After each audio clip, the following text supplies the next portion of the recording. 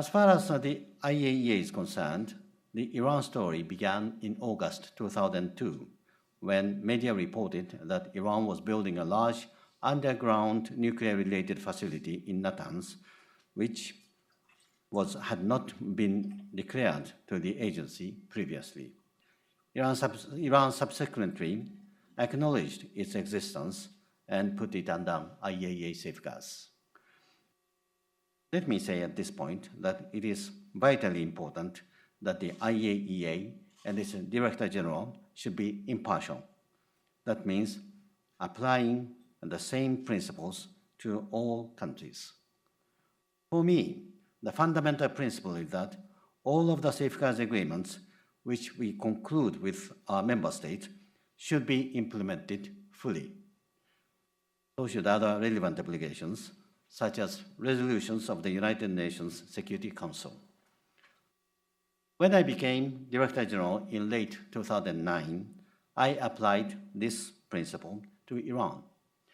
I felt that spelling out the issues with clarity was an essential first step towards resolving the problem. My quarterly reports from February 2010 onwards stated that nuclear material declared by Iran was not being diverted from peaceful purposes. But I also stated that Iran was not providing sufficient cooperation to enable the agency to conclude that all nuclear material in Iran was in peaceful activities. I urged Iran to implement the additional protocol and clarify the issues related to what have become known as possible military dimensions to its nuclear program. The next important question was how to approach these possible military dimensions. Our technical experts had spent years painstakingly and objectively analyzing a huge quantity of information about that program from the wide variety of independent sources, including from the agency's own efforts and from information provided by Iran itself, as well as from a number of member states.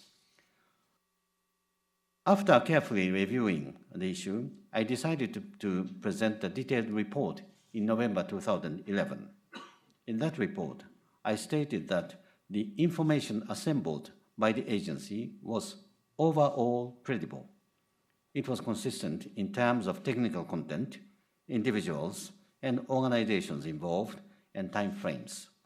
The information indicated that Iran had carried out activities relevant to the development of a nuclear explosive device. The information also indicated that prior to the end of 2003, these activities took place under a structured program and that some activities might still be ongoing.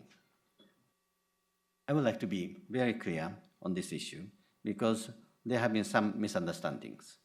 The IAEA has not said that Iran has nuclear weapons.